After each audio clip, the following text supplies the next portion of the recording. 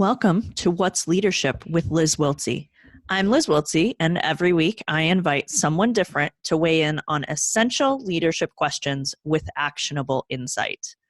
What I've found over more than 13 years of coaching and mentoring leaders is that real leadership is about asking questions and being open to wisdom from unexpected sources. Each episode is less than 20 minutes and meant to bring new perspective for leaders.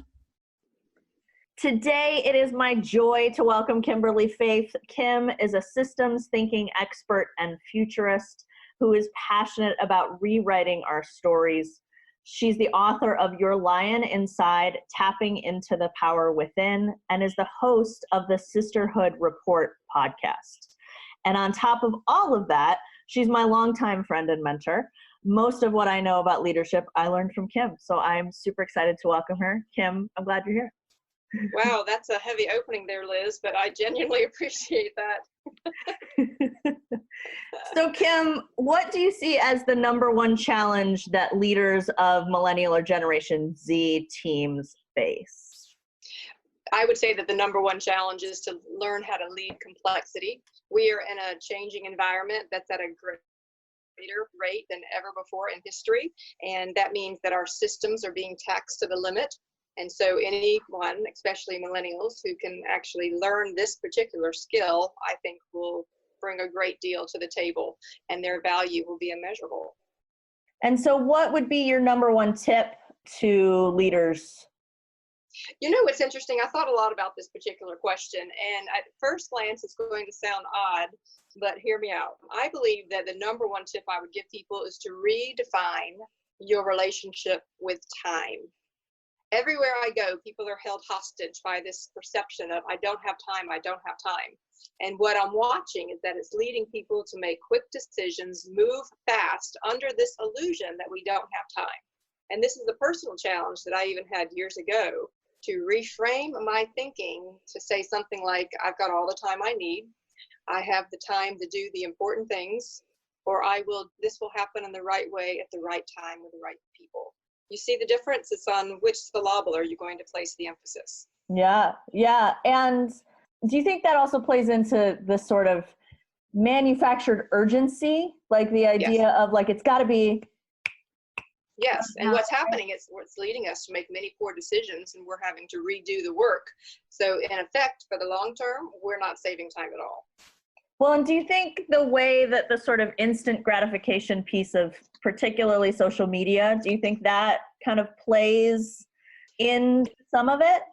I think it's been the tipping point to make it excessive, yes. I think this was creeping up for quite a bit of time, and then with the internet, I think it certainly exacerbated it. By the time the social media come, it has been the tipping point that I'm actually now, this is a serious issue that I'm having conversations with leaders at all levels of the organization. Yeah. So do you have sort of an actionable step that people can take? I mean, you said kind of reframing, I have all the time that I need, but is there something sort of outside of that folks can use? Well, the first step, I always believe, Liz, is stepping into awareness. So the most important part is catching yourself when you're in that place of saying, I don't have time and rushing, because in that moment is what I call the pivot zone. When we are aware that, oh, wait a minute, that's a story I tell myself. Is the story true or not? And then literally making a conscious choice to pivot and rewrite it and go to a different direction. So it would be learning and almost have fun with it. Make a little tick mark, find yourself a quarter for every time you catch yourself during the day referring to the fact that I don't have time, because it is in fact an illusion. Mm-hmm. So what is a book or a concept or a talk that's really impacted you and how you think about things? Sure. Well, my background is in systems thinking, which at its basic core is about how do you see the forest for the trees. And so I thought about your audience, and so there were several books I would not recommend, but the one that I would recommend, okay, there is a book called Thinking in Systems by Donella Meadows. And what she does is she breaks it down, and it's an easier read than all of the other books in this arena. And it helps you begin to see the system as a whole, because I specifically think that millennials will be gifted in this in the future because they care at a deeper level, and they're not bound yet by the belief systems that others have. So that's the first one. And then the second one is a little book called The Silent Language of Leaders. And I believe that one may even be available on an audiobook. But that's a small book that taps into the whole executive presence and influence methodology, and it's an easy read. I recommend it to all of my coaching clients. I love that you picked ones that are a bit more accessible and potentially a little shorter. Always know your audience. Well, and also I think sometimes this sort of age group gets a bit of a bad rap around, like, I want the thing that's fast, I want the thing that's quick. Right. But also recognizing that, like, we are busy in a day. And even if you're just a super busy leader who's not a millennial, you often don't have time for a book that's, yay big. See, there we go. I don't have time. So, all right. So I'm going to go back to that, because here's the thing is that I believe that a good kind of way to measure yourself is to say, am I spending as much time reading and learning and growing, even if it's listening to podcasts or videos, as I am on general TV and entertainment? Because it becomes a conscious choice of where you want to invest your life to create this leadership legacy that we're all here to create. This is vintage Liz and Kim, just for everyone who's listening to us. This is us, like, actually probably over like breakfast. So I would say in that, but if you are, I tend to balance that with, like, time is our only non-renewable resource, right? Like, is actually the only thing we can't get back, and pushing back on what those sort of false urgency moments are, but saying, I still want the shorter book because I want to be able to hit multiple ideas by multiple folks and, like, put them together rather than a really sort of long space. So, but yes, I think there is that piece around, if we are like, yeah, I can watch TV, but I can't read this book on this thing, then, where are we? I will certainly acquiesce to the fact that there's a balance, but I do find that when I have leaders who are trapped by this concept of, oh, well, I don't have time to read the book, where's the Cliff Note version? When I start digging into where they spend their time, they actually have a little bit more time than they think.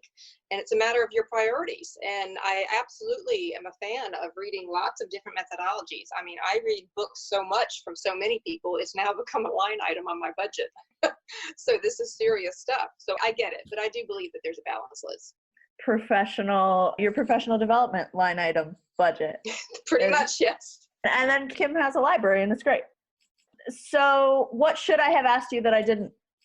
You know what was interesting about that particular question? I was just at Lockheed Martin yesterday, and I was the keynote for people who are in this age group in the early part of their careers, and I had a chance to speak to probably almost 300 or 400 of them. And I noticed this pervasive issue that happens with millennials in this space around confidence. And I wanted to mention something to them, because this is the same message that I shared yesterday. I understand that there's a lot of legacy companies out there that seem to have this badge of honor for the number of years that they've been around.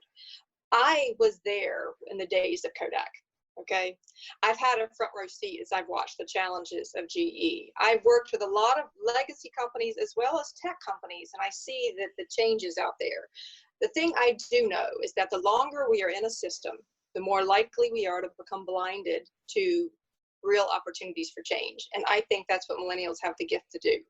I think millennials also, I want to encourage them to have confidence while always having a mindset of inquiry, learning about why things ended up the way they are today, so that you can have a full understanding, an appreciation, and respect, maybe even compassion for how the system arrived to where it is today, and then give your new perspective to how it could be recreated and rewritten in the future. That make sense? It does. Like, do you tend to see a reasonable number of people saying, like, this sucks, this thing sucks, but not really digging into, like, where that sort of historical, where it was, why it got there, and Yes. sort of grounding, because it might, like, the thing might actually suck, but, like, grounding it in something that's like, here's where we are. Is that? Well, okay, so it might suck today, but it might not have sucked when it started. Right.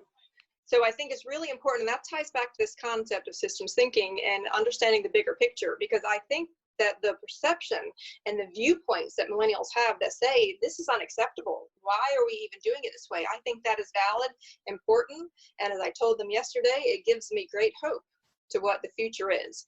But in order to add wisdom to that, dive into how it arrived the way it did. Because when we have a greater understanding of how we arrived to that, then we are wiser in the choices and the influence that we make from today, from this point forward. It's like a leadership portal, past, present, and future intersecting all in this moment.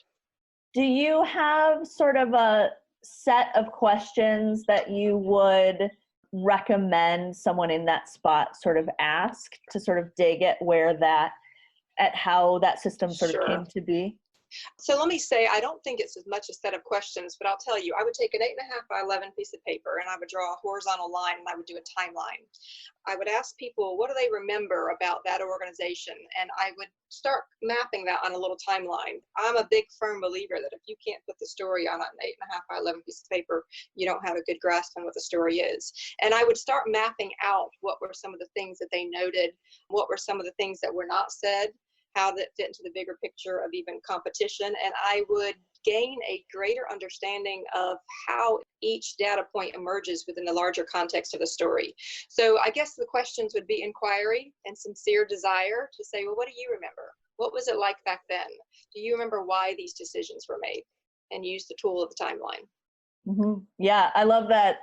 If you can't fit it on an 8.5 by 11, then you don't know what it's too complicated. The story, right? Yes. And we have this facade, this false belief and illusion in the world today that it has to be ultra complex. If you put that in a full circle, ultra complex, if you really understand the complexity, you are able to simplify it in a nanosecond. Well, thank you, Kim. I'm so glad you were here with us. Well, you were supposed to ask me about a free resource. I have a free resource for your listeners here, Liz. Well, great. Please tell us about it. So I will send you, I'm going to share the link where I will encourage your folks to download this article called Breakthrough Branding. And it's a systemic look at their overall career. And it's a wonderful chance for them to start thinking now about how there's several steps within their career, and it puts it in a simple, easy to understand framework. It's all about how to encourage them to jump in the driver's seat of their career. Thank you very much. You're most welcome. Have a my pleasure. Rest of your day. I will. And you know what? I really admire what it is you're doing with the podcast, Liz. So kudos to you for having these conversations and showing people that a lot of powerful insight can happen in a short amount of time. Thank you. You've been listening to What's Leadership with Liz Wiltsey. For a full transcript and links to everything we mentioned today, visit podcast.centendraymethod.com. I'm going to spell that for you. Centendre is SENTENDRE method, METHOD.com, or at What's Leadership on Instagram. You can find us in both places. So we look forward to hearing from you.